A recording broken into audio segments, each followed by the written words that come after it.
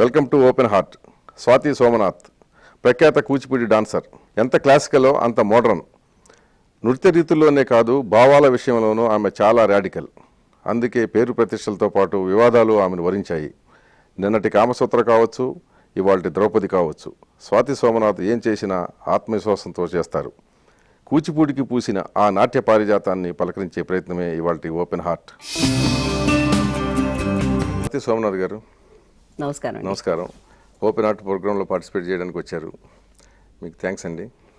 మీ ప్రోగ్రాంలో పార్టిసిపేట్ చేసినందుకు మీకు కూడా థ్యాంక్స్ చెప్పాలి.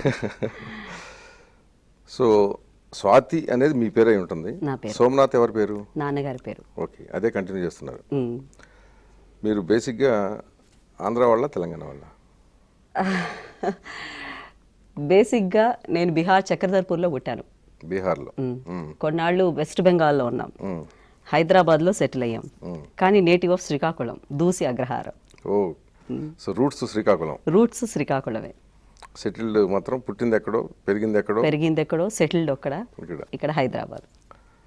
సో మీది సాంప్రదాయ బ్రాహ్మణ కుటుంబం. అవునండి. మధ్యతరగతి బ్రాహ్మణ కుటుంబం.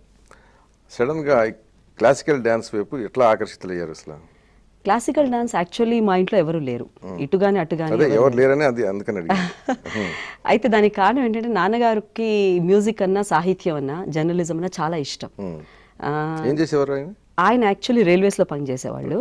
కానీ రైల్వేస్ ఆయనకి ఎప్పుడు అంటే ఇంకా తప్పదు అన్నట్టు కుటుంబాన్ని పోషించాలన్నట్టు చేశారు తప్పిస్తే బేసిక్గా ఏంటంటే అభిరుచి మ్యూజిక్ అన్నా, సినిమాలన్నా, జర్నలిజం అన్నా విపరీతమైన ఇష్టం. సో ఆయనతో పాటు నేను డాన్స్ ప్రోగ్రామ్స్కి వీటికి వాటికి వెళ్తూ ఒకసారి యామిని కృష్ణమూర్తి గారి డాన్స్ చూడడం జరిగింది. ఆవిడ డాన్స్ చూసిన తర్వాత ఆవిడ అప్పుడు కూచిపూడి తరంగంలో పళ్ళెం చేస్తూ ఉందని లాల్ బహదూర్ స్టేడియంలో. అది చూసేసి ఇంకో మనం నేర్చేసుకుని ఆవిడంత పెద్ద డాన్సర్ అయిపోదామని వాళ్ళకి నసబెట్టాను నేను ఇంట్లో. సరే నాన్న అమ్మ ఇద్దరు అభిరుచి మేరకి వాళ్ళు నన్ను సుమతి కౌశల్ గారి దగ్గర జాయిన్ చేశారు. అలా స్టార్ట్ అయింది. సో సుమతి కౌశల్ గారు మీ గురువు? అవునండి. సో ఆవిడ ప్రోత్సాహంతోనే ఈ స్థాయికి వచ్చామనుకుంటున్నారా, లేదా మీ ప్రతిభకి ఇతర అవకాశాలు కూడా యాడ్ అవ్వడం వల్ల? గురువు ప్రోత్సాహం ఎవరికైనా కొంతవరకే ఉంటుందండి. ఓకే. అంటే బిగినింగ్లోని మాత్రమే. ముఖ్యంగా నా వరకు వచ్చేసరికి బేసిక్గా ఆవిడ దగ్గర నేను స్టెప్స్, ఫండమెంటల్ స్టెప్స్ అంటే అడుగులు, తర్వాత కొన్ని ఐటమ్స్, ఒక 10-12 ఐటమ్స్ వరకు నేర్చుకోవడం జరిగింది, అరంగేట్రం చేయడం జరిగింది. దాని తర్వాత పూర్తిగా నేను సెల్ఫ్ డిపెండెంట్ అయ్యాను. ఇన్ఫ్యాక్ట్ ఆ సమయంలో మా నాన్నగారు పోవడం, నేను బయటకు వచ్చేసి నా సొంత programs at the age of 16, 16 ఏళ్లకి సొంత ఆర్కెస్ట్రా, సొంత ప్రోగ్రామ్స్ చేయడం మొదలుపెట్టాను. ఒప్పో స్టార్ట్ చేద్దామని. సో అంటే ఎందుకు తప్పు అనిపించింది? తప్పంటే ఆ ఏజ్లో గురువు నుంచి బయటికి రావడం అన్నది చాలా మంది డేరింగ్ చేయరు. అంటే ఒక లెవెల్ వచ్చిన తర్వాత యవనం నుంచే ఉన్నాయి అన్నమాట తిరుగుబాటు తిరుగుబాటు కాదు, పరిస్థితులు కూడా ఏమైందంటే ఫైనాన్షియల్ గా కూడా మా నాన్నగారు పోవడంతో కొంచెం డాన్స్ నేర్చుకునే ఎఫర్ట్ చేయడం కష్టమైంది మాకు. సో ఎక్స్పెన్సివ్ డాన్స్ అంటే చాలా భయంకరమైన ఎక్స్పెన్సివ్ ఆర్ట్ ఫామ్. అది middle class, lower middle class వాళ్ళకి అయ్యే పని కాదు వాళ్ళతోటి. సో అప్పటికే నాన్నగారు PF నుంచి 30,000 ఆ రోజుల్లో విత్డ్రా చేసి అరంగేట్రం చేయించారు. దాని తర్వాత ఆయన పోయారు. సో బయటికి వచ్చి చిన్న చిన్న ట్యూషన్స్, 5 ఏళ్ల పిల్లలకి 6 ఏళ్ల పిల్లలకి డాన్సు చెప్తూ సొంతంగా ప్రోగ్రామ్స్ మొదలు పెట్టడం జరిగింది. So in a way maybe it's rebellious కానీ గురువుకి వ్యతిరేకంగా అని కాదు, గురువుని ధిక్కరించని కాదు, అది తప్పని పరిస్థితులు, స్వతంత్రంగా అంతే పరిస్థితులు అలా వచ్చాయి. ఓకే. మీరు అసలు ఎంతమంది పిల్లలండి? మా ఫ్యామిలీ నాకు మా అన్న ఒక్కడండి. ఓకే. తను ఇప్పుడు రైల్వేస్ లో ఉన్నారు. ఆయన railways is IRTS officer railways లో. డి నరసింహరావు అని రైల్వేలియంలోనే వర్క్ చేస్తున్నారు. నేను అతను అంతే. మీరు చాలా ప్రోగ్రామ్స్ విదేశాల్లో కూడా ఇచ్చారు, ప్రదర్శనలు. వాటన్నిటికీ మీకు అంతే చాలా చిన్న వయసులోనే మీకు అవకాశాలు వచ్చాయి. యాక్చువల్గా చాలా అవకాశాలు వచ్చాయి. అవును. వాటికి ఎవరు ప్రోత్సాహం ఉండి ఉంటుంది వాటి వెనకాల? అంటే మీకు జనరల్గా ఏంటంటే ఒక స్థాయికి వచ్చిన తర్వాత మాత్రమే విదేశాల్లో ఆఫర్స్ వస్తూ ఉంటాయి కదా. అవునండి. కానీ మీ విషయం వచ్చేటప్పటికి ఏంటంటే చాలా ఫాస్ట్గా వచ్చినాయి అవకాశాలు. ఏమ రైట్? ఫాస్ట్గా అంత రాలేదు. అలాగా సాధారణంగా అభిప్రాయం జనాల్లో ఉంది. అంటే ఈవిడ ఏం ఎఫర్ట్ లేకుండా పైకి వచ్చింది అన్న ఫీలింగ్ చాలా మందికి ఉంది. ఎందుకు వచ్చింది అసలు ఆ ఫీలింగ్? ఆ ఫీలింగ్ ఎందుకు వచ్చిందంటే మేబీ చిన్నతనంలోనే పేరు రావడమేమో. అది అదృష్టం, అది టాలెంట్ కి దానికి సంబంధం లేదు. మీ aggressive behaviour aggressive in a way maybe, ఎందుకంటే అంటే కొంచెం వ్యవస్థలకు ఎదురు వెళ్తా ఉంటారు, సంప్రదాయానికి భిన్నంగా ఉంటారు. సంప్రదాయానికి నేను చాలా సంప్రదాయవాదిని, సంప్రదాయవాది సంప్రదాయం కాదు, కానీ ఉన్న ట్రెండ్ కి కొంచెం వ్యతిరేకంగా ఉండి నా సొంత ట్రెండ్, అంటే ఒకరి మార్గాన్ని ఫాలో అయ్యే అలవాట్లు లేవు మనకి, మన మార్గం ఏదో మనం ఎంచుకుంటాం. పక్క వాళ్ళు మన్ని ఫాలో అవ్వాలి తప్పిస్తే మనం ఎవరిని ఫాలో అవ్వము. సో ఇది మొదటి నుంచి ఉన్నదే. ఇంట్లో కూడా చాలా తిట్లు తింటూ ఉంటాను విపరీతంగాను ఈ యాటిట్యూడ్ తోటి, కానీ అది ఇన్బిల్ట్, అది పోదు. జాతకరీత్యా వచ్చింది, పుట్టుకతో వచ్చింది, ఎప్పటికీ పోదు. జాతకాలు కూడా నమ్ముతారు? ఖచ్చితంగా నమ్ముతారు. దేవుణ్ణి నమ్ముతాను, జాతకాలు నమ్ముతాను. సో చాలా పరస్పర విరుద్ధమైన భావాలు అభిరుచులు ఉన్నాయి. అయితే విరుద్ధంగా అంటే ఎలాగంటే ఒక పక్క సంప్రదాయాన్ని నమ్ముతా ఉంటారు, సంప్రదాయానికి పూర్తి భిన్నంగా సంప్రదాయాన్ని పూర్తిగా పక్కన పెట్టి ఎవరు ఊహించిన రీతిలో నృత్యాలు చేశారు. సంప్రదాయానికి భిన్నంగా భిన్నమని కాదు, అంటే దాన్ని ఇప్పుడు సపోజ్ కూచిపూడి ఉంది, కూచిపూడి డాన్స్ ఇలాగే ఉంటుంది అని ఒక భావన ఉంది అందరికి, ఆర్ట్ లవర్స్ కి, రైట్? కూచిపూడిలోకి మీరు వాత్సాయన కామసూత్రాన్ని తీసుకొచ్చారు. ఓకే, వచ్చేసారు ఆ సబ్జెక్ట్ లో. వస్తా మెల్లిగా. ఎవరైనా ఊహించగలరా వాత్సాయన కామసూత్రాన్ని కూచిపూడి ద్వారా ప్రదర్శించవచ్చు అని సంగతి? ఖచ్చితంగా ఊహించలేరు కదా. I have to be frank, ఖచ్చితంగా అది ఎవరి ఐడియా కూడా రాని విషయం. అది అదృష్టవశాత్తు నాకు రావడం జరిగింది. కానీ భిన్నంగా కాదు, సంప్రదాయంలో ఉండే సంప్రదాయ ప్రకారమే కామసూత్ర చేశాను నేను. కూచిపూడికి తగ్గట్టే కామసూత్ర చేశా. నేను కూచిపూడిలో ఉన్న నిబంధనలు కానీ భంగిమల్ని ఉల్లంఘించారని నేను చెప్పను. Kuchipudi dance subject matter, subject కూచిపూడికి సంబంధించినంత వరకు ఎవరు కూడా ఈ భంగిమల్ని ఎంచుకోరు. ఆ భంగిమలు కూచిపూడిలో కాదు, ప్రతి డాన్స్ ఫామ్లో ఉన్నాయి. మన కూచిపూడిలో కూడా ప్రతి జావళిలో, ప్రతి అష్టపదుల్లోని అన్నిట్లోనే భంగిమలు కనిపిస్తాయి. కానీ నేను చేసిన పొరపాటల్లా ఏంటంటే వాత్సాయన కామసూత్ర అని చేయడం అంతే. ప్రతి డాన్సర్ కంపల్సరీ శృంగారం చూపించకుండా ఏ కళ లేదు, ఏ డాన్స్ ఫామ్ లేదు. ముఖ్యంగా కూచిపూడిలో భామాకలాపం తీసుకోండి, అష్టపదులు తీసుకోండి, కీర్తనలు తీసుకోండి, శృంగారం అన్నది ఫౌండేషన్. మనకి మోక్షప్రాప్తి శృంగారంతో అనేసి మనకు ఒక విధమైన మోక్షప్రాప్తి, అదొక స్టేజ్ మనకి. సో నేను అలా డీవియేట్ చేశాను అన్ను, కానీ కామసూత్ర అన్న టైటిల్ పెట్టడం వల్ల వచ్చిన ప్రాబ్లం వచ్చింది. తప్పిస్తే ప్రతి డాన్సర్ శృంగారం చూపెడతారు, చూపెట్టలేదంటే వాళ్ళు డాన్సర్స్ కారు. అంటే మీరు చూపించేది కొంచెం డిఫరెంట్ గా ఉంటుందని కదా. ఎలాగా? చెప్పిన వాళ్ళు చూసిన వాళ్ళు ఒపీనియన్, జనరల్ ఒపీనియన్ అది. అంటే ఆ సబ్జెక్ట్ తీసుకోవడం మాత్రం డెఫినెట్లీ డిఫరెంట్ అండి. ఖచ్చితంగా నేను ఒకటి మాత్రం చెప్తాను, కామసూత్ర ఒక పెద్ద సాహసం. అది గొప్ప కళాఖండం అని చెప్పను, కానీ ఖచ్చితంగా సాహసమే. ఎందుకంటే ఎవరు డేర్ చేయని సబ్జెక్టు, ఎవరు ఊహించని సబ్జెక్టు. శృంగారం అసలు మామూలుగా కూర్చుని స్టేజ్ మీద అభినయించడానికే భయపడే ఈ రోజుల్లో కూడా భయపడుతున్నారు చాలామంది. అటువంటిది నేను ఏకంగా వాత్సాయన కామసూత్ర అనే టైటిల్తో బ్యాలే చేయడం అనేది చాలామందికి ఆర్టిస్టులు కూడా నచ్చలేదు. వాళ్ళు, మీరు ఇప్పుడు అంటుంటే నాకు గుర్తుకొచ్చింది, మొట్టమొదటి ప్రదర్శన తర్వాత రవీంద్ర భారతి పైన బోర్డు ఉంటుంది, ఆ బోర్డు మీద Vatsyayana Kamasutra by in Kuchipudi style by Swathi Somanathan వేశారు, మామూలు ఇన్విటేషన్ అనమాట. వీళ్ళందరూ ప్రొటెస్ట్ చేశారు, మీరు కూచిపూడి అనే ట్యాగ్ తీసేసేయండి, అది ఫ్రీ స్టైల్ అని పెట్టండి, ఏదైనా పెట్టుకోండి, కూచిపూడి అని రానివ్వకండి అని. అప్పుడు నేనేం చేశానంటే రెండో ప్రదర్శనకి సరే అలాగా అనేసి కూచిపూడి బ్యాలే వాత్సాయన కామసూత్ర బై స్వాతి సోమనాథన్ పెట్టాను. అంటే నేను పుట్టింది కూచిపూడి, పెరిగింది కూచిపూడి, నేర్చుకునేది కూచిపూడి, నేను ఏం చేసినా కూచిపూడిలోనే చేయగలను. అది నన్ను కూచిపూడి చెయ్యొద్దు అనడానికి ఎవరికి హక్కు లేదు. అది అంటే అది యాక్చువల్గా ఏంటంటే చాలా వివాదాస్పదం అయింది ఒకటి. అవును, అలా వివాదాస్పదం కావాలని కోరుకునే మీరు అది ఆ ప్రక్రియ చేశారనేది లేదండి. ఎందుకంటే చాలా మంది కళాకారులు కానీ కళాకారులు కానీ చేసిన విమర్శలు. అవును, విమర్శలు ఉన్నాయి. ఎందుకంటే short way of coming up in life లేదు. అప్పటికే నేను చాలా ప్రోగ్రామ్స్ ఇచ్చానండి. అప్పటికి నేను వేరు, దాంతో మీకు వచ్చిన పాపులారిటీ వేరు. దాంతో నాకు వచ్చిన డైనమిక్ లేడీ అనే పాపులారిటీ వచ్చింది. బట్ అప్పటికే స్వాతి సోమనాథ్ మంచి వచ్చింది, చెడు వచ్చింది. చెడు నేను అనుకోను వచ్చిందని, ఎందుకంటే ఎవరైతే ఈ చెడు వచ్చిందని అన్న వాళ్ళే కూడా అక్కడ కూర్చుని చూశారు, అక్కడ దాన్ని మళ్ళీ లోపల అప్రిషియేట్ చేయగలిగారు. అది చెడులా అవుతుంది, మేధావులు అప్రిషియేట్ చేయగలిగారు. ఎందుకనంటే మనకు ఒక అపోహ ఉంది కాబట్టి జనంలో, కామసూత్ర అందంగానే బూతు అన్నది, అది మన రచయితలు క్రియేట్ చేసిన అపోహ. అది ట్రాన్స్లేటర్స్ కామసూత్రాన్ని ఒరిజినల్ సంస్కృత్ నుంచి తెలుగులో కానీ చేసిన వాళ్ళందరూ కూడా ఈ అశ్లీలమైన బొమ్మలు వేస్తేనే ఈ పుస్తకం సేల్ అవుతుంది అన్న అపోహ ఉంది. అది అలా డెవలప్ అయ్యి ఎవరు కామసూత్ర అంటే ఆర్గనైజర్స్ కూడా బిగినింగ్లోని మీరు అదేదో బ్యాలే చేశారు కానీ అదేదో బ్యాలే అంటారు కానీ కామసూత్ర నేను ఊరుకుంటూ ఉంటాను. సరే ఎంతసేపటి మీరు కామసూత్ర అంటారో అప్పుడు నేను ఈ ప్రోగ్రామ్ ఆర్గనైజ్ చేస్తాను అనేసి. అంటే దాని గురించి మాట్లాడడానికి కూడా భయపడే మనస్తత్వం మన సమాజానిది. Definitely I accept that. కానీ నేను ఒక క్రెడిట్ డెఫినెట్లీ తీసుకుంటాను. ఇక్కడ ఏంటంటే అటువంటి అపోహ, అశ్లీలం అన్న అపోహ ఉన్న ఒక పుస్తకాన్ని తీసుకొచ్చి ఒక రామాయణ మహాభారతం ఏంటో కామసూత్ర కూడా ప్రతి వాళ్ళు తల్లి తండ్రి పిల్లలు కూర్చుని చదవగలిగే, కూర్చుని చూడగలిగే శాస్త్రము అని చెప్పగలిగిందని నేను ఒక్కదాన్ని అయ్యాను. Definitely I take the credit for that. So you will campaign also in future? లేదండి, ఐ గాట్ బోర్డ్. ఎందుకంటే ప్రదర్శనలు కూడా చేయరా? ఎప్పుడైనా మంచి నాకు చాలా ఆఫర్స్ వచ్చాయి కానీ ప్రాబ్లం ఏంటంటే ప్రతి వాళ్ళు కామసూత్ర అనగానే ఒక రకమైన అది అంటే కూడా భిన్నంగా చూడటం మొదలు పెట్టారా? లేదు.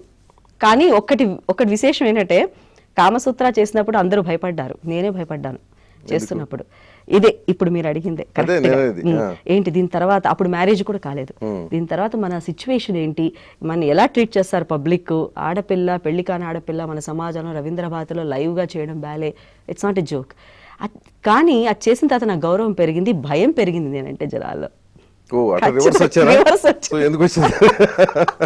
అదే యాంగులర్ చాలా భయం పెరిగింది.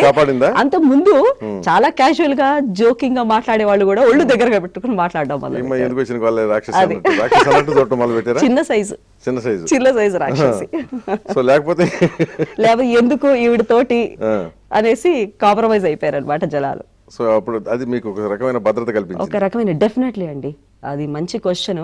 చాలా it's a Kamasutra is sort of security for me. So మీకు ఇండైరెక్ట్ గా సెక్యూరిటీ. మీరు మామూలుగా ఏంటంటే ఇది ఒక కూచిపూడి ఒక సైడ్ నేర్చుకుంటూ ఇంగ్లీష్ కూడా బాగా నేర్చుకున్నారు. మీరు ఎలా వచ్చింది? అది నేను 7th క్లాస్లో ఉన్నప్పుడు అండి 2 విషయాలు అనుకున్న లైఫ్లో. ఒకటి మంచి క్లాసికల్ డాన్సర్ కావాలి, రెండోది మా నాన్నగారికి చెప్పాను కదా సాహిత్యం అంటే ఎక్కువ.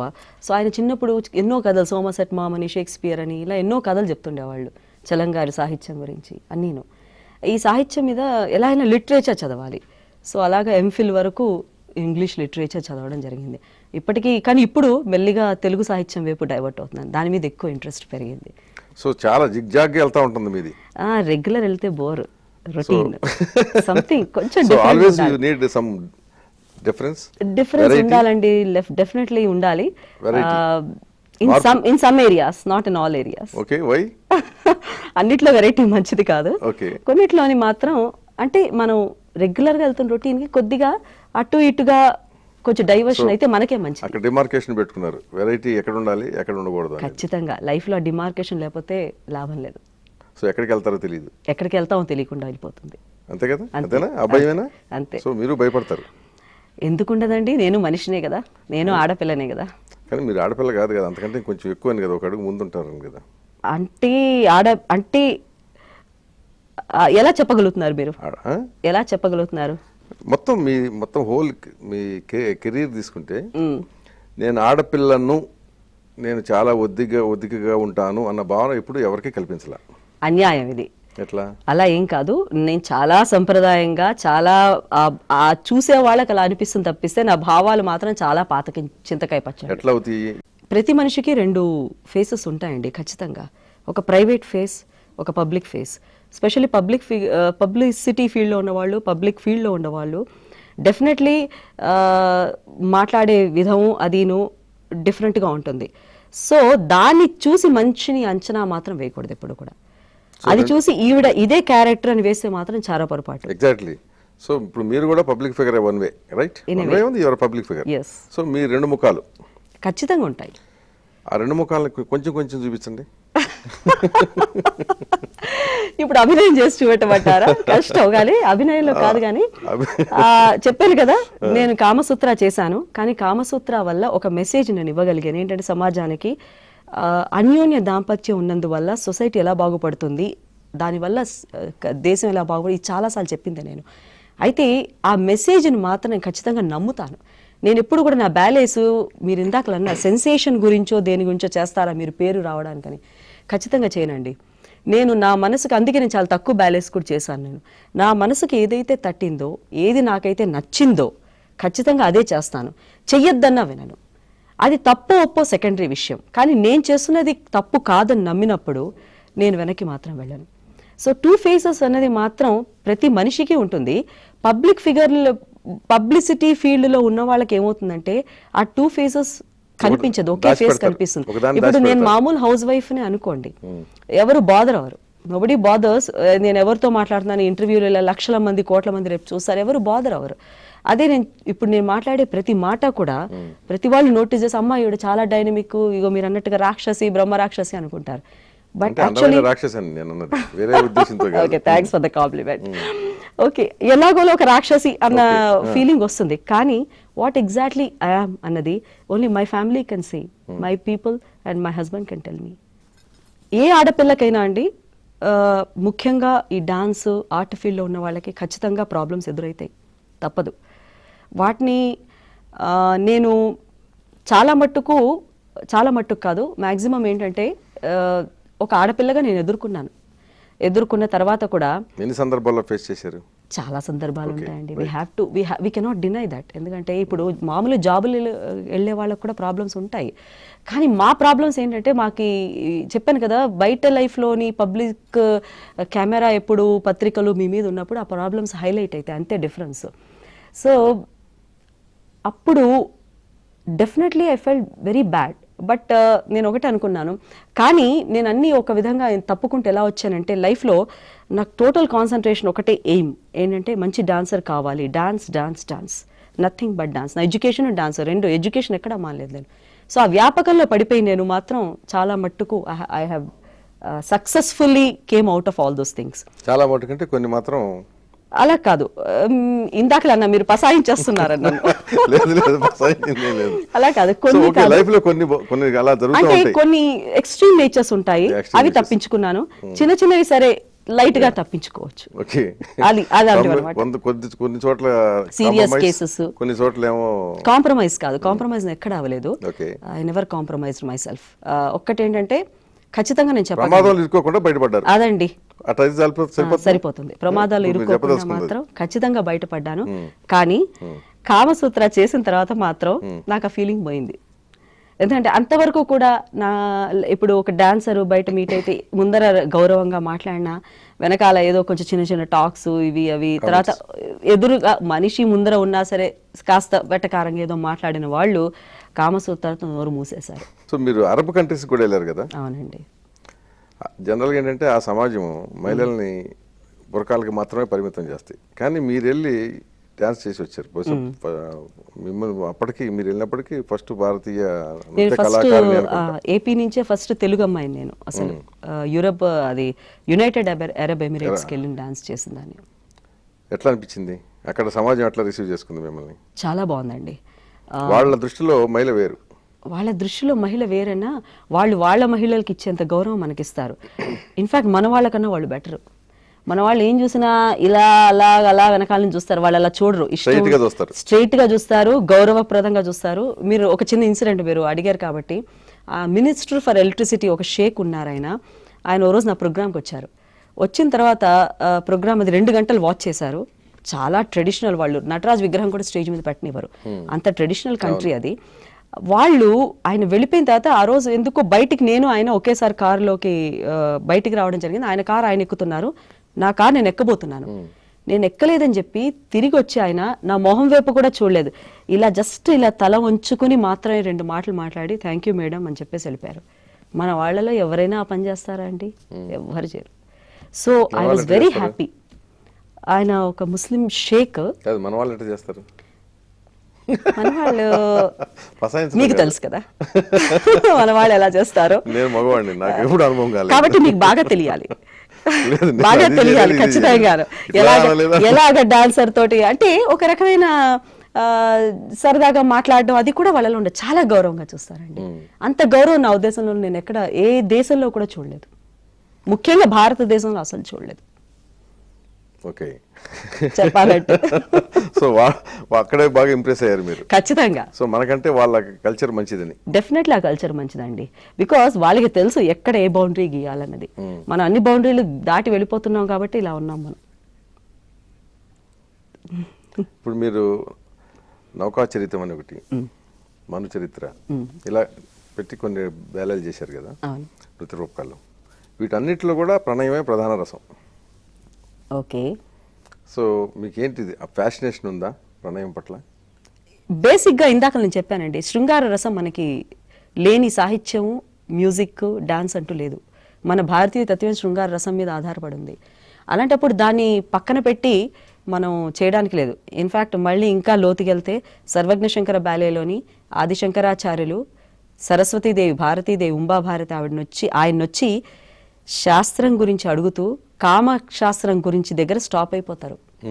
అక్కడ ఆవిడ క్వశ్చన్ అడిగేసరికి ఈయన ఏం చెప్పాలో అర్థం కాక ఈయన వెళ్ళి పరకాయ ప్రవేశం చేసి ఏదో ఎంజాయ్ చేసి మళ్ళీ వచ్చి చెప్పి అన్ని ఏదో ఆన్సర్ చెప్తారు. ఆయన తెలియదు కాబట్టి ఆయన నానా అవస్థలు పడి ఎవరికో ఆవిడకి చెప్పి మొత్తానికి ఆవిడని సాధించాడు ఆయన, శారదాదేవిని. కాబట్టి కామం లేని, శృంగారం లేని ఆర్ట్ ఫామే లేదు. తర్వాత స్వాతి సోమనాథ్ ఒక్కరితే ప్రణయం చేస్తుంది, ప్రణయం మీద కాన్సన్ట్రేట్ చేస్తున్నది కదా, అపోహ మాత్రమే. అపోహ ఎందుకు క్రియేట్ అయిందంటే నేను కామసూత్ర బ్యాలే చేశాను కాబట్టి. డాన్సర్స్ అన్న ప్రతి వాళ్ళు కూడా నా ఉద్దేశం కాదు, ప్రతి ఒక్క డాన్సరు కూడా శాస్త్రీయ నృత్య కళాకారిణి శృంగారం లేని అంశం అంటూ స్టేజ్ మీద ప్రదర్శించడం జరగదు. ప్రతి వాళ్ళు ప్రదర్శించి తీరాలి. అలా చెయ్యమని చెప్పండి, వాళ్ళు డాన్స్ వదులుకోవాల్సి వస్తుంది. ఓకే. అది అక్కడ నుంచి ఆ ఒక అగ్రెసివ్ స్టెప్ తీసుకున్న దగ్గర వాత్సాయన కామసూత్రం నుంచి ఇప్పుడు ప్రజెంట్గా ద్రౌపదికి వచ్చారు. సో ఇప్పుడు చూస్తుంటే కూడా మోరలెస్ ఆ గెటప్ లోనే వచ్చినట్టు. నా గెటప్ ఇదే ఎప్పుడు అంతేనా? ఎప్పుడు ఇంతే. అంటే మయసభలో అవమానాల తర్వాత ద్రౌపది కనుక దానవేర స్వర్గ అనే సినిమాలో ఉంటుంది, ముందుకు చేసుకున్న క్యారెక్టర్ ద్రౌపది క్యారెక్టర్ చేస్తుంది కదా, అట్లా అనిపించింది నాకు. అంటే మీరు ఎప్పుడు ఇట్లా ఉంటే దట్ ఈస్ ఓకే. ఎప్పుడు ఇంతే. ద్రౌపది క్యారెక్టర్ని కూడా ఇప్పుడు మీరు చాలా రాడికల్ గా చేస్తున్నారు. ఎందుకని? ద్రౌపది క్యారెక్టర్ అండి, నాకు ఆ బ్యాలే చేద్దామని కామసూత్ర తర్వాత ఏ సబ్జెక్ట్ తీసుకోవాలో తెలియలేదు. బేసిక్గా ఏంటంటే మీడియా ఎంత క్రియేట్ చేస్తుందో అంత డిస్ట్రాయ్ చేసే కెపాసిటీ కూడా మీడియాకు ఉంది. రెండు పక్కల పదునున్నది మీడియా. ఖచ్చితంగా we have to accept that. Kamasutra చేసినప్పుడు definitely media helped me a lot and బాగా హైలైట్ చేశారు. అదంతా పక్కన పెడితే నెక్స్ట్ చేసే ప్రాజెక్ట్ దాని మీద కాన్సన్ట్రేషన్ లెవెల్స్ ఎక్కువైపోతాయి. అంటే కామసూత్ర కన్నా హై లెవెల్ తీసుకురావాలి, ఎక్స్పెక్టేషన్స్ పెరుగుతాయి. స్వాతి సోమనాథ్ చేసిందంటే దానిలో ఏదో ఒకటి ఉంటుంది, కంప్లీట్ గా వెరైటీగా ఉంటుంది, రొటీన్ సబ్జెక్ట్ కాదు అని. నాకు అప్పుడు కాదు, చాలా ఏళ్ల నుంచి ద్రౌపది నాకు చెయ్యాలని ఉండింది ఆ క్యారెక్టర్. పీటర్స్ బ్రూక్స్ మహాభారతం చూసినప్పుడు మల్లికా సారాభాయ్ అందులో ద్రౌపది క్యారెక్టర్ వేసినప్పుడు అది ఆ స్టిల్స్ చూసాను నేను. అప్పటి నుంచి ద్రౌపది చేయాలని ఉండింది. బట్ మీరు అన్నట్టుగా ద్రౌపది నేను డిఫరెంట్ యాంగిల్ నుంచి తీసుకున్నాను. సాధారణ కూచిపూడిలో ఏం చేస్తారంటే ద్రౌపది పుట్టుక నుంచి స్వయంవరం వరకు చూపెట్టి ఆపేస్తారు. కానీ నా ఉద్దేశంలో ద్రౌపది జీవితం స్టార్ట్ అయింది స్వయంవరంతో. పుట్టుకేముంది, ఆవిడకి అసలు ఆవిడ అగ్నిలోంచి పుట్టారు. అలాగే స్వయంవరంతో ఆవిడకి అక్కడి నుంచి మొదలైంది. అసలు అంతవరకు ఏం ప్రమేయం లేదు. అక్కడి నుంచి ఆవిడ అసలు హీరోయిన్ ఆవిడ.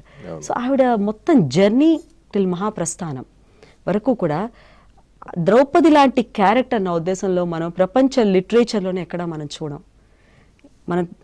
మన సాహిత్యంలోనూ అది ఎలా చేశానంటే ఆవిడ స్వయంవరం నుంచి తీసుకుని ఆవిడ భావం ముందరేంటి, అర్జునుడినే మ్యారేజ్ చేసుకుందాం అన్న ఫీలింగ్ ఆవిడకు ఉండింది.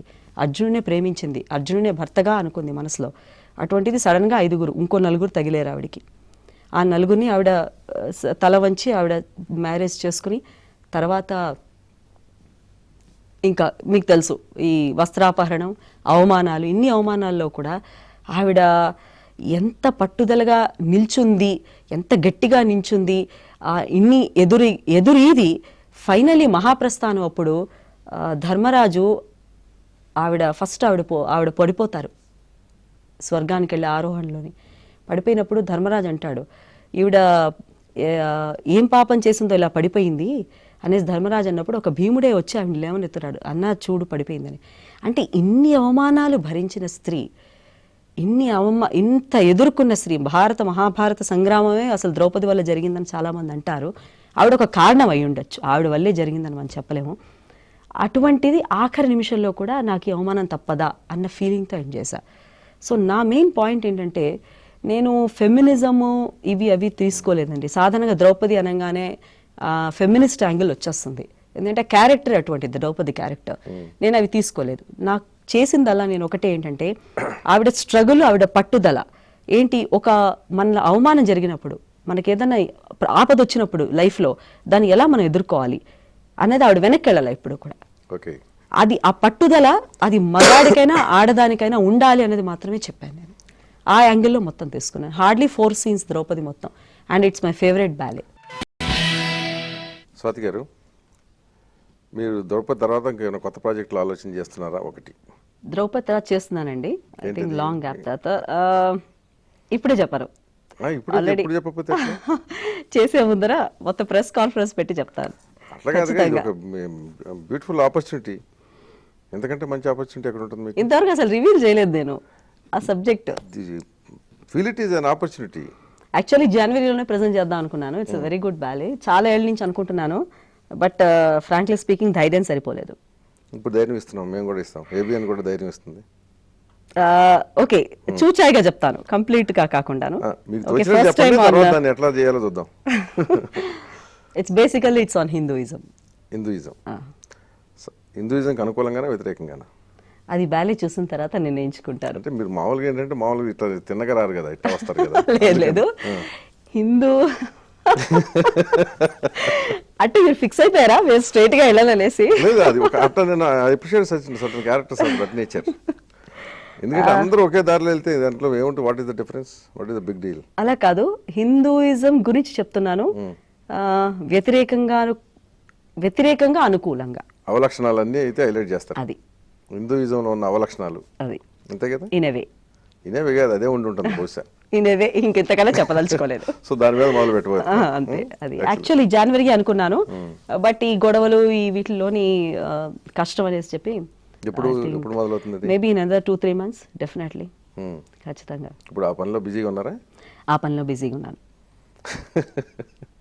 సో మరో వివాదానికి తెరదిగిపోతున్నారు. వివాదం అంటే నేను ఇప్పుడు అంటాను కదండి, నాకు ఏ సబ్జెక్ట్ మీ దృష్టిలో కాదు, నేను అనేది ఏంటంటే మీరు మీ ఆలోచన ధోరణి ఎప్పుడైనా సరే, ఇప్పుడు నేను ఆలోచించేది నాకు కరెక్ట్ అనిపిస్తుంది, మీరు ఆలోచించేది మీకు కరెక్ట్ అనిపిస్తుంది. దాంట్లో హేతు పద్ధతి కూడా ఉండొచ్చు.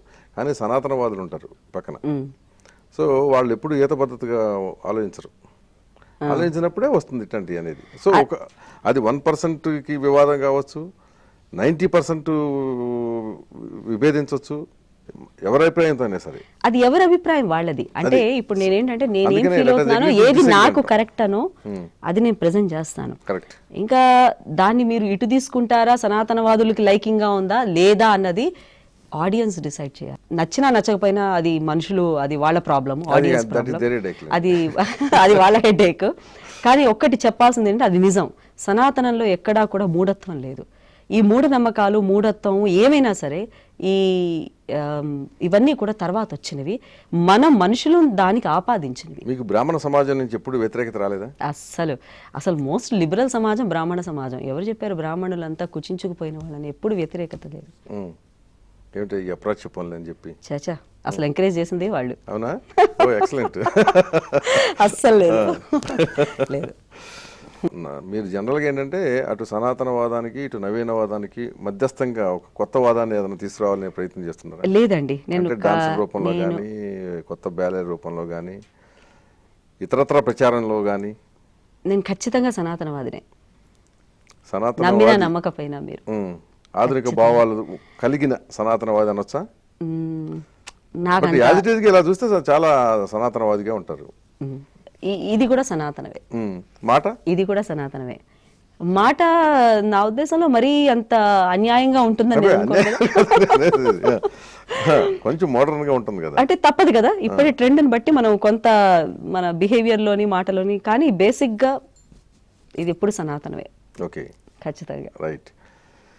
మీరు జనరల్గా ఏంటంటే కొన్ని పోలికలుగా చూస్తే సుధా చంద్రన్ ఉంది కదా, డాన్సర్, క్లాసికల్ డాన్సర్, ఆ పోలికలు కొన్ని కనిపిస్తాయి, ఎవరు లేదు. సో మీరు సినిమాల్లోకి వెళ్ళటానికి కానీ, ఒక పాపులర్గా అట్లా ఆర్టిస్ట్ అవడానికి ఎందుకు ప్రయత్నం చేయలే?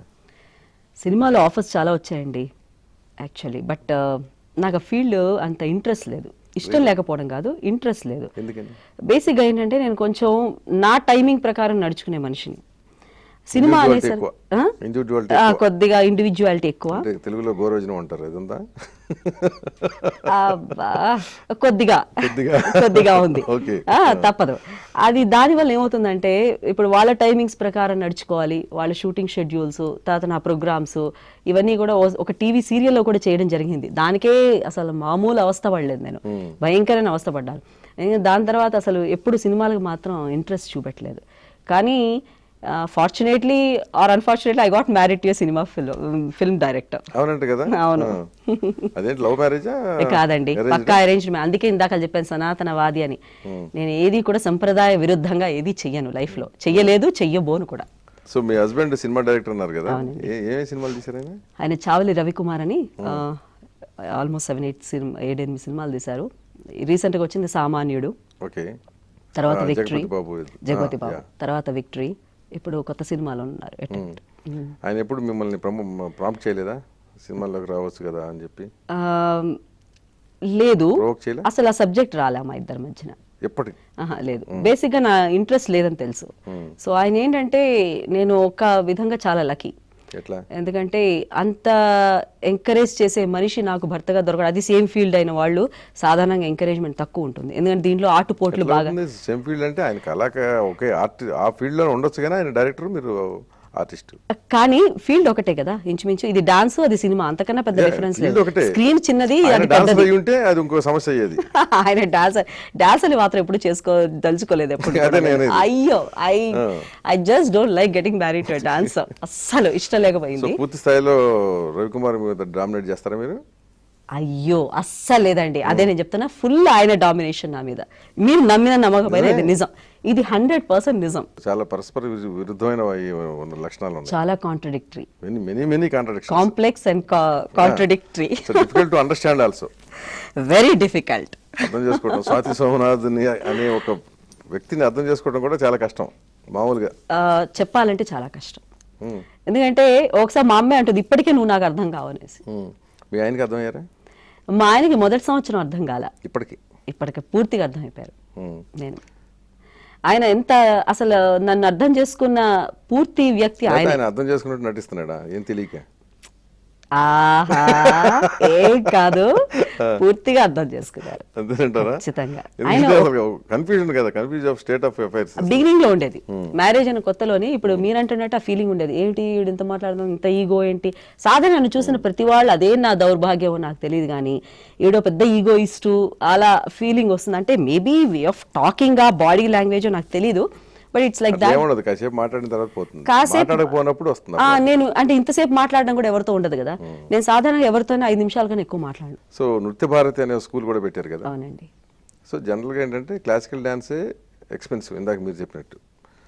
దానికి తోడు ఈ స్కూల్లో మీ దగ్గర చేరాలంటే బాగా హెవీ ఎక్స్పెన్సెస్ ఉంటాయి, బాగా డబ్బు ఉంటే మాత్రమే సాధ్యం అనేది ఒక అభిప్రాయం ఉంది. ఏమా రైట్? నా స్కూల్లో లేదండి అది. నేను బేసిక్గా ఎన్నోసార్లు చెప్పాను కూడా, నేను ఇంతవరకు అరంగేట్రాలు చేయించలా. అసలు అరంగేట్రాలు కూడా చాలా భారీగా చేయిస్తారు అని కూడా ఒక ప్రచారం. ఎవరు, నేనా? అని ఒక ప్రచారం ఉంది, అది కదా ఆశ్చర్యం. మరి ఇది అన్యాయమైన ప్రచారం, అంతకన్నా ఇంకా అసలు అరంగేట్రమే చేయించలేదు నేను ఇంతవరకు లైఫ్ లో. ప్లస్ నా పిల్లలకి, నా స్టూడెంట్స్ కి, అంటే నా పిల్లలు నేను ఎందుకంటే అంటే I treat them like my children. నా స్టూడెంట్స్ కి ఏంటంటే నేను ఒకటే చెప్తాను, డాన్స్ అనేది మీరు ప్రొఫెషన్ గా తీసుకోకండి, take it as a hobby first. ఆ హాబీని తీసుకున్న తర్వాత దానికంటూ మీకు లైకింగ్ ఏర్పడిన తర్వాత అప్పుడు మీరు ప్రొఫెషన్ తీసుకోండి. బికాస్ ఇప్పుడున్న పరిస్థితుల్లో క్లాసికల్ డాన్స్ ప్రొఫెషన్గా మారడం అనేది నేను ఎవరిని సజెస్ట్ చేయను. దో చాలా మంది నన్ను తిట్టచ్చు, ఒక డాన్సర్గా మీకేం పోయిందండి, మీరు హ్యాపీగా రీచ్ అయిపోయారు ఒకరిని. ఎందుకంటే అండి బేసిక్గా మీరు అన్నట్టుగా 1 is expensive art form, second is backing కావాలి. బ్యాకింగ్ లేకుండా రావడం అన్నది చాలా కష్టం. ఎవరు బ్యాకింగ్ కావాల్సి వస్తుంది? పొలిటికల్ బ్యాకింగ్ కావాలి, లేదా మనీ పవర్ అన్నా కావాలి. ఖచ్చితంగా ఈ 2 డాన్స్కి అవసరం. ఈ 2 లేకుండా ఇప్పుడు ఒక ప్రాబ్లం ఏంటంటే, డాన్స్ అన్నది ఒకప్పుడు అసలు డాన్స్ చేయనివ్వలేదు, ఒక 30 ఏళ్ల కిందట ఆడపిల్లల్ని. ఇప్పుడు విపరీతం అయిపోయింది. మధ్యలో మా జనరేషన్ ఓకే, మేము కొంత నిలబడగలిగాం, ఎందుకంటే లోవర్ మిడిల్ క్లాస్ నుంచి వచ్చి కూడా మేము నిలబడగలిగాము. అయితే ఇప్పుడు ఈ జనరేషన్ ఎలా ఉందంటే, చాలా మంది రాజకీయ నాయకుల కోడళ్ళు, కూతుళ్ళు, ఇండస్ట్రియలిస్టులు కోడళ్ళు, కూతురు, డాన్స్ అంటే ఫ్యాషన్ అయిపోయింది. అంటే పెళ్లి చేసుకోవాలంటే డాన్స్ అవసరం వస్తుంది ఇప్పుడు వాళ్ళకి. నేను డాన్సర్ని అని చెప్పుకోవడం ఒక ఘనత అయిపోయింది. Okay. ఖచ్చితంగా చెప్తాను, దానివల్ల ఏమవుతుందంటే రియల్ టాలెంట్ ఉన్న వాళ్ళు రియల్ టాలెంట్ వాళ్ళు పైకి రావడం అనేది చాలా కష్టం. సో ఇప్పటి జనరేషన్లో ఏంటంటే they want quick money, quick fame. అది రాదు, డాన్స్లో మాత్రం రాదు. 10 ఏళ్ళు మినిమం నేర్చుకుంటే కానీ డాన్సర్ కాలేరు. సో అలాంటప్పుడు ఇప్పుడు 10 ఏళ్ళు డాన్స్ నేర్చుకుని స్టేజ్ ఎక్కే వాళ్ళు ఎవరు లేరు. ఈ రోజు వస్తారు, రేపు టీవీ ప్రోగ్రామ్, ఎల్లుండి రవీంద్ర భారతి, అవతలెల్లుండి ఫారిన్ కంట్రీ, తర్వాత పెళ్లి అయిపోయింది. సో వాళ్ళ అంబిషన్ ఇంక అంతటితోటి అయిపోతుంది. So I don't think this generation deserves it and this parents definitely. ఎందుకంటే అది ప్రతి డాన్సర్ ఇట్స్ చాలా, అంటే ఫ్రాంక్లీ స్పీకింగ్ చాలా బాధగా చెప్తున్నాను, ఒక కళాకారునిగా చాలా బాధాకరమైన విషయం నేను చెప్పేది, కానీ అది ఫ్యాక్ట్, నేకెడ్ ట్రూత్. సో మీరు క్లాసికల్ డాన్స్ ద్వారా డాన్సర్గా బాగా సంపాదించగలిగారా? సంపాదన ఎస్ డెఫినెట్లీ, డాన్స్ ద్వారానే సంపాదించాను కదా నేను ఇంతవరకు. అదే చెప్తున్నా. So that will be an inspiration for the next generation. Next అది చెప్తూ ఉంటాం, కానీ అట్లా కాదు, ఒక ఇంజనీరింగ్ అయితే, ఒక డాక్టర్ అయితే, లేదా ఇంకోటి అయితే, ఒక సాఫ్ట్వేర్ ఇంజనీర్, ఇంకోటి సంపాదించడం అనేది కదా క్రైటీరియా అక్కడ. అవును, ఎందుకు అవుతున్నారంటే సంపాదించడం, మంచి శాలరీ వస్తుంది అనేది, రైట్? అవును. సో డాన్సర్ అయినా కానీ, మంచి కళాకారిని అయినా కానీ అంతకంటే ఎక్కువ ఆదాయం వస్తుంది అనేది ఎవరికి కూడా సరైన అవగాహన లేదు, తెలీదు, అవేర్నెస్ లేదు. అది చెప్తూ ఉంటామండి. అండ్ ఫ్రాంక్లీ స్పీకింగ్ నా దగ్గరకు వచ్చిన ప్రతి పిల్లకి కూడా ఒకవేళ ఎకనామికల్ గా వాళ్ళు ఫైనాన్షియల్ గా బ్యాక్వర్డ్ ఉన్నా సరే ఫ్రీగా చెప్పిన రోజులు కూడా ఉన్నాయి. ట్యూషన్స్ ఫీజు కూడా అసలు నా డ్రెస్సులు ఇచ్చి, నా ఆర్నమెంట్స్ ఇచ్చి, నా జ్యువెలరీ ఇచ్చి కూడా చెప్పాను నేను చాలా మందికి. కానీ ఒకటండి, ఆ పేషెన్స్ లేదు ఈ జనరేషన్ లో. స్కూల్ పెట్టి ఎక్కువ సంపాదిస్తున్నారా? స్కూల్ మీద అసలు లేదు, డాన్సర్ గానే ఎక్కువ. నా పెర్ఫార్మెన్సెస్ మీద సంపాదించాను నేను. స్కూల్ మీద ఏం రాదండి, ఏమొస్తుంది? వాళ్ళ ఫీజులు ఇవ్వకపోయినా అంతే, ఏదో చెప్పాలి అన్న తాపత్రయం తప్పిస్తే స్కూల్ మీద సంపాదన అంటే ఏమి ఉండదు. అది వేరే ఉన్నారు డాన్సర్స్, స్కూల్ మీదే సంపాదించే వాళ్ళు, ఆ వెరైటీ వేరు. ఇంతవరకు నన్ను తిట్టిస్తున్నారు, ఇప్పుడు కూడా ఎందుకు తిట్టిస్తారు? వద్దండి, అస్సలు వద్దే వద్దు, నాకు వచ్చిన ఈ వీరులు చాలు. ఏం వద్దు, అలసిపోలేదు. కానీ అనవసరం ఎందుకు? ఇప్పుడు నేను చెప్పినంత మాత్రం వాళ్ళు మారుతారా? మారరు. వాళ్ళు ఎవరో ఇప్పుడు ఇంటర్వ్యూ చూస్తున్న వాళ్ళందరికీ తెలుసు. సో ఇట్స్ ఓకే, వాళ్ళది వాళ్ళకి వదిలేద్దాం. సో అల్టిమేట్ గా మీరు ఫెమినిస్ట్ అనుకోవచ్చా? అస్సలు కాదు. చాలా మందికి అదొక పెద్ద అపోహ ఉంది. Basically I don't like feminism, అస్సలు కాదు. ఫెమినిజం ఈ ఇజమ్స్ మీద నమ్మకం లేదండి నాకు. Humanism is the best. అది ఓకే, అది సరే. బట్ ఆడవాళ్ళు ఎక్కువ, మగాళ్ళు తక్కువ. మేల్ షావినిజం ఎక్కడ ఉందండి ఈ రోజుల్లో? పాప ఆడవాళ్లే మొత్తం డామినేట్ చేసి పడేస్తున్నారు ప్రతి రంగాన్ని. మా ఆయన డామినేషన్ నేను ఎంజాయ్ చేస్తున్నాను. అక్కడ కూడా నాది అప్పర్ హ్యాండ్. అక్కడ డామినేషన్ కాదు, అదేంటంటే అండర్స్టాండింగ్. అదే నేను దాన్ని కూడా అట్టగానొచ్చు కదా. హ్యూమనిజం అనేది that is another next stage. Feminist కూడా హ్యూమనిస్ట్ అయి ఉండొచ్చు, అది అవుతావా లేదని తర్వాత విషయం. అంటే బేసిక్ గా నాకు ట్రెండ్ నచ్చదు, ఫెమినిస్టిక్ ట్రెండ్. అంటే ఎంతసేపు మగాళ్ళని తిట్టడం. ఇందాక చేపట్టిన సెకండ్ ప్రాజెక్ట్ ద్రౌపదికి సంబంధించింది, మీరు ఒక ఫెమినిస్ట్ తో రాయించుకున్నారుగా, ఓల్గా గారు. ఎస్, ఆవిడ ఒకటి నేను చాలా లైక్ చేస్తాను ఏంటంటే, ఆవిడతో అది మంచి ఎక్స్పీరియన్స్ అండి. ఆవిడ బ్యాలే రాసినప్పుడు మాత్రం కొంచెం భయంగా వెళ్ళాను ఆవిడ దగ్గరికి. మంచి ఎక్స్పీరియన్స్ అది. అసలు ఇవి రాస్తారా లేదా, పైగా నేనేమో ఇలా ట్రెడిషనల్గా రాయమంటాను అంటే ఆవిడ నవ్వుతూ ఒకటే మాట అన్నారు. నేను మొదటిసారి ఆవిడని కలిసినప్పుడు, మేడం ఇలా మీరు రాస్తే బాగుంటుంది, బికాజ్ ఆ భావాలు బాగా పడతాయి, మాటలు బాగా పడతాయి, కవిత్వంలో స్ట్రాంగ్గా పడతాయి అనేసి అంటే ఆవిడ, కానీ కొంచెం సంప్రదాయంగా ఉంటే బాగుంటుంది, మీ ఫెమినిజం వద్దు, నా ట్రెడిషనలిజం వద్దు, మనం ఎలా ద్రౌపదిని ఎలా ఉందో అలా ప్రజెంట్ చేద్దామండి అన్నాను నేను. ఆవిడ ఒకటే మాట అన్నారు, స్వాతి నువ్వు నేను అన్నం కాదు, ఆవిడ ఫస్ట్ ఫెమినిస్ట్ మనకి, మనం అన్నా లేకపోయినా ఆవిడే ఫెమినిస్ట్. కాబట్టి నేను రాసే పద్ధతిలో ఎక్కడా కూడా ఆవిడ ఇంపాక్ట్ గానీ ఇన్ఫ్లుయెన్స్ గానీ లేదు, ఆవిడ తీసుకురాలేదు. అదే చెప్పబోతున్నా, ఆవిడ చూశారు, కానీ నేను నా ద్రౌపదిని మాత్రమే ప్రజెంట్ చేశాను. నేను ద్రౌపదిని ఒక ఫెమినిస్ట్ యాంగిల్ ఎప్పుడు ప్రజెంట్ చేయలేదు. పురుషుల మీద సానుభూతి చూపిస్తారు, కొంచెం పాపం అనిపిస్తుంది. ఏమో ఇప్పుడున్న పరిస్థితుల్లో చెప్పాలంటే ప్రతి ఫీల్డ్లో కూడా ఆడవాళ్ళు definitely they are better than men, they have better opportunities than men. మా డాన్స్ ఫీల్డే తీసుకోండి, ఎక్కడికో ఎందుకు. ఒకప్పుడు కూచిపూడి డాన్స్ మగాళ్లే చేసేవాళ్ళు, ఇప్పుడు మగాళ్ళు ఎక్కడైనా ఇలా వెతుక్కోవాల్సి వస్తుంది.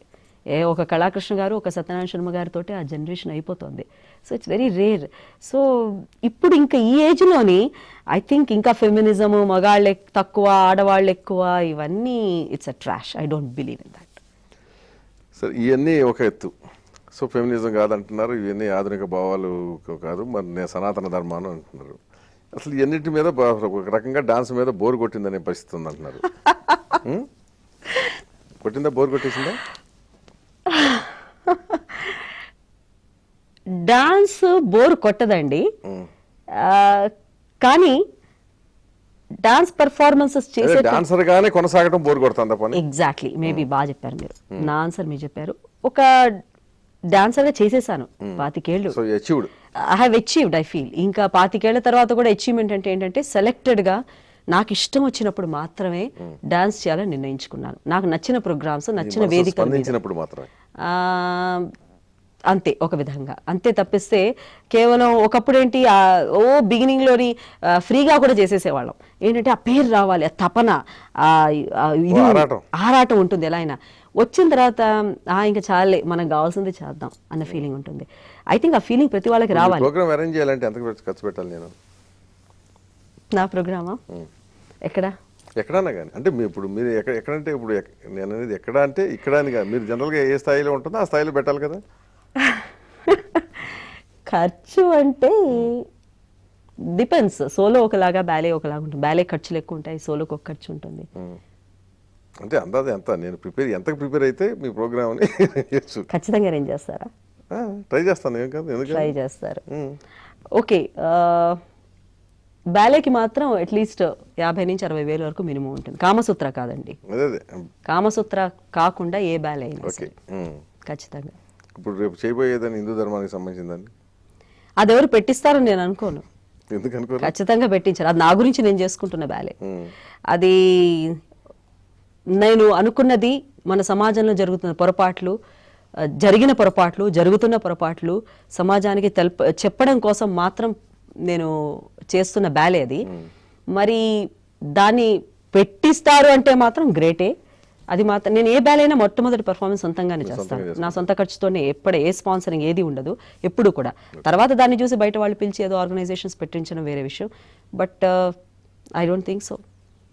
జనరల్గా మీరు కళ్ళతో భావాలు పలికించడంలో దిట్ట అని ఒక పేరు, రైట్? ఏవిఎన్ ప్రేక్షకుల కోసం కొన్ని భావాలు ఇప్పుడు పలికించండి. అయ్య బాబాయ్, సడన్ గా అడిగేశారు. ఏ భావం కావాలి మీకు? నాకు ఎక్కువ తెలియదు. సో మీకు తెలియదు ఏంటండి? తెలియదు అంటూనే మీరు గంట సేపు బ్రహ్మాండంగా నా చేత మాట్లాడించారు. ఎందుకు నేనే ఎక్కువ మాట్లాడామనిపిస్తుంది నాకు. ఏం లేదు. నవరసాలు పలికించండి. పని నవరసాలు వద్దులేండి, 9 రసాలు. ఒక ప్రణయ రసం. మళ్ళీ అక్కడికి వచ్చారా? ఓకే. అంటే మ్యూజిక్ ఏం లేకుండా చేయడం కష్టం. సో చిన్న మూమెంట్ తోటి ఏదైనా చేస్తాను. ఓకే, కోపం ఇప్పుడు రాదేమో, ఎందుకంటే కష్టమేమో, మీతో కోపం రావడం కష్టం. ఇంకొకటి, ఓకే, శృంగారంతోనే మొదలు పెడదాం. అది మొదటి రసం నవరసాల్లో కాబట్టి శృంగారం. ఓకే, ప్రియుణ్ణి రమ్మని ప్రియురాలు చెప్పడం అన్నది అది.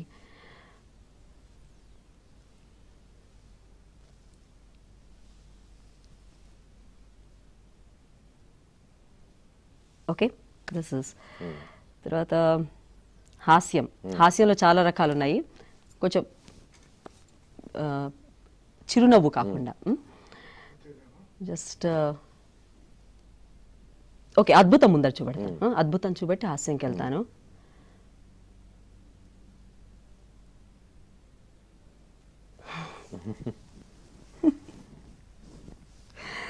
హాస్యం.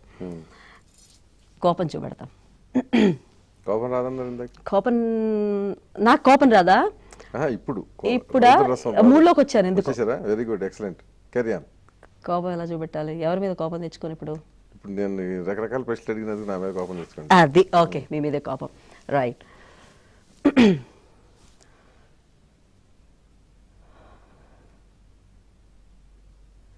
చాలు. అష్టవిధ నాయకుల ఫీలింగ్స్ కూడా బాగా చెబుతారంట కదా మీరు. ఎక్స్ప్రెషన్ ఐ లైక్ డాన్స్ లోని నాకు బాడీ మూమెంట్స్ కన్నా నా మీద క్రిటిసిజం ఉంది. ఎక్కువ ఫుట్ వర్క్ చెయ్యదు, చాలా డెలికేట్ గా చేసి అలా అలా పైన బేసిక్ గా నాకు ఈ మనసు నుంచి వచ్చే భావాల మీద ఎక్కువ ప్రాధాన్యత ఇస్తాను. సో అభినయం అంటే నాకు చాలా ఇష్టం బేసిక్. కనిపించింది ఇప్పుడు. Thank you. సో ఇప్పుడు ఇక ఫైనల్గా వచ్చినప్పుడు ఏంటంటే డాన్స్కి సంబంధించి ఒక సంతృప్తి స్థాయికి వచ్చారు మీరు ఖచ్చితంగా అండి డాన్సర్గా. సో నెక్స్ట్ ఏమిటి మీ మజిలీ? రాజకీయమా? అమ్మో, రాజకీయాలంటే చాలా ఇష్టం. చాలా నేను కరెక్ట్ గా ప్రిడిక్ట్ చేస్తాను ఎవరు పవర్లోకి వస్తారు, ఎవరు రారు, ఇది కూడా చెప్పగలుగుతాను చాలా మట్టుగా. అది ఎవరు ఎస్ట్రాలజీ కాదులేండి, ఇంట్యూషన్ అది. కానీ యాక్టివ్ పాలిటిక్స్ ఇంట్రెస్ట్ లేదు. యాక్టివ్ పాలిటిక్స్ కష్టం, ఎందుకంటే బై నేచర్ పడదు. ఎందుకంటే నేను ఆసక్తి వేరు, దానిలో పార్టిసిపేషన్ వేరు. ప్రవేశించాలని ఎందుకు అనిపించట్లేదు? ఆసక్తి ఉన్న వాళ్ళకి ఖచ్చితంగా ఎంతో కొంత ఎప్పటికప్పుడు దురద పడుతుంది. ఇప్పుడు దురద అంటే ఇప్పుడు ప్రాబ్లం ఏంటంటే నాలాంటి వాళ్ళ క్యారెక్టర్ ఏంటంటే ఏ పార్టీలో ఉంటే ఆ పార్టీని క్రిటిసైజ్ చేసే క్యారెక్టర్ మంది. సో అది కష్టం. కాంగ్రెస్ సరిపోతుందేమో. ఏమన్నారు? కాంగ్రెస్ పార్టీ సరిపోవచ్చు. కాంగ్రెస్ పార్టీ డెమోక్రసీ ఎక్కువ, ఇక్కడ కొంచెం స్వేచ్ఛ ఎక్కువ అంటారు, ప్రజాస్వామ్యం ఎక్కువ అంటారు కదా. ఆ పార్టీ వాళ్ళని తిట్టుకోవచ్చు బాగా, పరస్పరం తిట్టుకుంటూ ఉంటారు కానీ అల్టిమేట్లీ మళ్ళీ ఇలా ఉండాల్సిందే. అది ఎక్కడైనా తప్పదు, అది తప్పదు. కానీ నా ఫీల్డ్ లో ఇంతవరకు నాకు అది జరగల, నేను ఎప్పుడు ఇలా ఉండాల. అదొక ప్రాబ్లం ఉంది పాలిటిక్స్ తోటి. సో అంటే సూటిగా కుండ బద్దలు కొట్టినట్టు చెప్తాను కాబట్టి అది నచ్చదు ఎవరికి. సో రాజకీయం చేయడం రాదు. రాజకీయాలు అస్సలు, రాజకీయాలంటే ఇష్టంగా రాజకీయం చేయటం రాదు, అస్సలు రాదు. నేర్చుకుంటారా పని ఇప్పుడు? అది ఇన్బార్న్ టాలెంట్. అది డాన్స్, మ్యూజిక్ ఎలాగో రాజకీయం అన్నది కూడా ఇన్బార్న్ టాలెంట్. మన రాజకీయ నాయకులు చూస్తే మాత్రం మంచి కిక్ వస్తుంది నాకు. ఏంటంటే వాళ్ళు చెప్పే మాటలు, చేసే చేష్టలు అన్నీ కూడా అంటే ఏ ఒక్కటి నిజం కాదని ప్రజలకి తెలుస్తున్నా ప్రతి నిమిషం వాళ్ళని చూసి ప్రజలు నమ్మి మళ్ళీ ఓటేస్తారు కదా. అది చూస్తే మాత్రం వీళ్ళు బ్రహ్మాండమైన యాక్టర్స్. నాయకురాలు అయ్యారనుకోండి, చాలా మంది ఇష్టపడచ్చు. ఇప్పుడు డాన్సర్ గా కంటే కూడా మీరు కూడా విపరీతమైన ఫ్యాన్ ఫాలోయింగ్ డెవలప్ చేసుకోవచ్చు. ఫ్యాన్ ఫాలోయింగ్ వస్తుందేమో, అందం, అభినయం, రాజకీయం మూడు తోడైంది అనుకోండి, డెడ్లీ కాంబినేషన్ మరి భయంకరంగా ఉంటుంది. అప్పుడు అందుకే అటర్ ఫ్లాప్ అవుతానేమో అని డౌట్. అయ్యి ఏదన్నా అవ్వచ్చు, అయితే ఇటు లేదా పట్టు. వద్దులేండి, ఇలాగే సుఖంగా ఉన్నారు.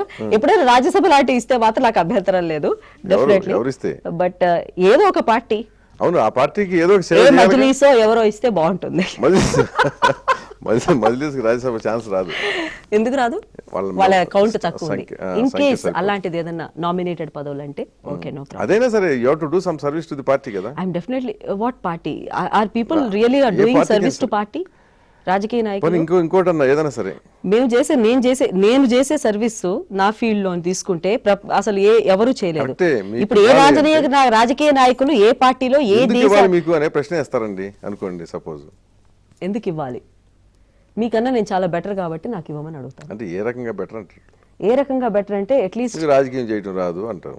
రాజకీయం చేయడం రాదు కాబట్టే నాకు ఛాన్స్ ఇవ్వమని అడుగుతాను. సోమనాథ్ గారు, స్వాతి అనుకుంటే సోమనాథ్ గారు అన్న ఈసారి కొంచెం వెరైటీగా. అసలు అనాల్సింది స్వాతి రవికుమార్ అనాలి. స్వాతి రవికుమార్ కదా. కానీ ఇక్కడ వచ్చిన విషయం చెప్పాలి, ఆ క్రెడిట్ కూడా మా హస్బెండ్కి ఇవ్వాలి.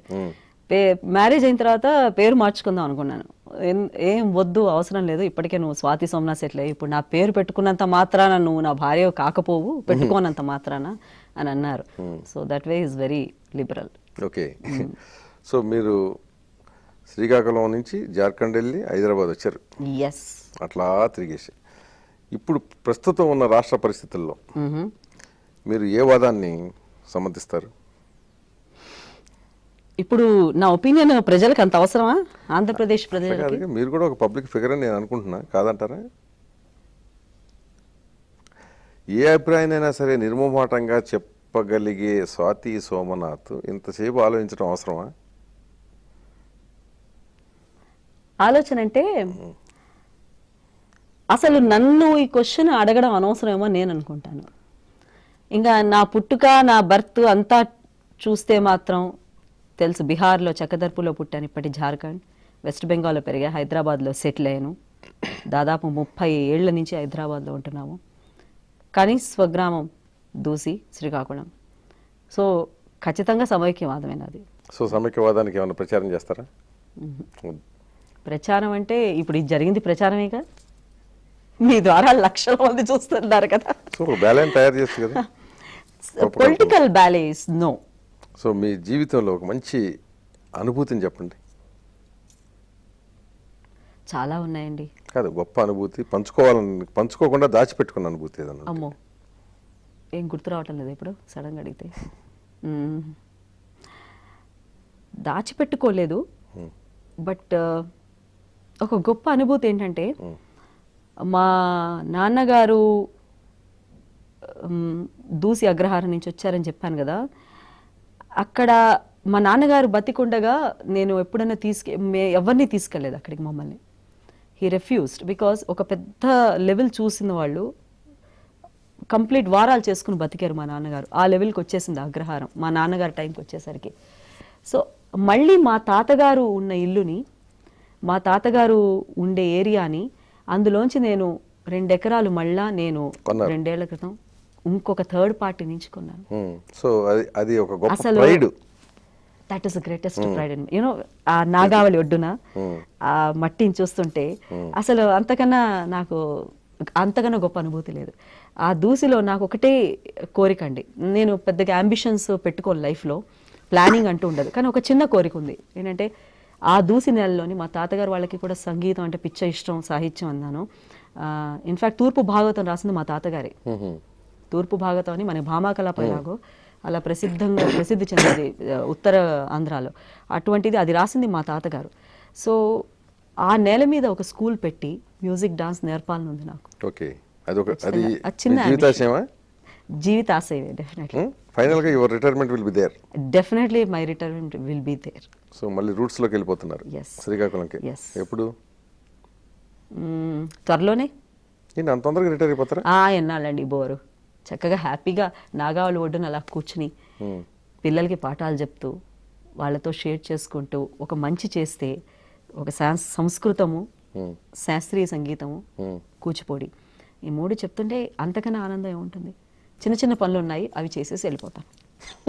చిన్న అంతే, చాలా చిన్న అంబిషన్. ఎస్, ఎప్పటికైనా రిటైర్ అవ్వలేదా? The early it's better. ఎందుకని అనిపిస్తుంది అట్లా? ఎందుకని అంటే కాదు, నాకు సాటిస్ఫాక్షన్ వచ్చేసింది. ఇంకా నాకు కెరీర్ పీక్ లో ఉన్నప్పుడు మాత్రమే రిటైర్ అవ్వాలనే ఒక ఆలోచన ఏమైనా ఉందా? అట్లా అని కాదు. సాధారణంగా డాన్సర్స్ ఏం చెప్తుంటారు, మళ్ళీ నన్ను తిట్టిస్తున్నారు డాన్సర్స్ జత మీరు ఏమంటారు కరెక్టేలేండి. ఎలాగో తిట్టుకుంటున్నప్పుడు ఇంకోసారి తిట్టుకుంటారు, కరెక్టే. మేము వేదిక మీదే చచ్చిపోతాం, మేము మా ఆఖరి శ్వాస వరకు డాన్స్ చేస్తూ ఉంటాం. ఇది నేను నమ్మను. I don't believe that. When you feel that you have achieved something, satisfaction వచ్చిన రోజున మనం డ్రాప్ అయిపోయి నెక్స్ట్ జనరేషన్ అవకాశం ఇవ్వాలి. కానీ మన శరీరం వదిలిపోతున్నా, మనం చూడడానికి భయంకరంగా ఉన్నా, అబ్బా ఈడు ఎందుకు బాబు స్టేజ్ మీదకి వచ్చింది అని జనాలు అనుకునే లెవెల్కి మాత్రం మనం రాకూడదు. ఆ లెవెల్ రాకుండా అబ్బా స్వాతి సోమనాథ్ అంటే ఇలాగా అనేసి అయిపోవాలి. దట్స్ ఇట్, అంతే. ఇట్స్ క్వశ్చన్ ఆఫ్ చాయిస్ అంతే తప్పిస్తే అదొక సెంటిమెంట్ కాదు. And I don't believe in that. Greatest disappointment in life? Greatest disappointment అంటూ ఒకటే, మా నాన్నగారు ఇప్పుడు ఉంటే చాలా బాగుంటుంది అనిపిస్తుంది. I always miss him. ఈ సక్సెస్ చూసి ఎస్, ఎందుకంటే బహుశా నాన్నగారు ఉంటే ఈ వుడ్ హావ్ ఎంజాయ్డ్ నా మ్యూజిక్ సిట్టింగ్స్లో కానీ స్క్రిప్ట్ సిట్టింగ్స్లో కానీ. I think that is the greatest disappointment. అవునా? ఖచ్చితంగా. మీ జీవితాశయం కూడా చాలా ప్రశాంతంగా సాగిపోవాలని, అంటే ఆ నాగావళి నది ఒడ్డున. సో అట్లాగే ఓపెన్ ఆర్ట్ ప్రోగ్రాంలో జాయిన్ అయినందుకు ఏబిఎన్ తరపున థ్యాంక్స్ చెప్తున్నాను. థ్యాంక్ యూ అండి. Thank you very much.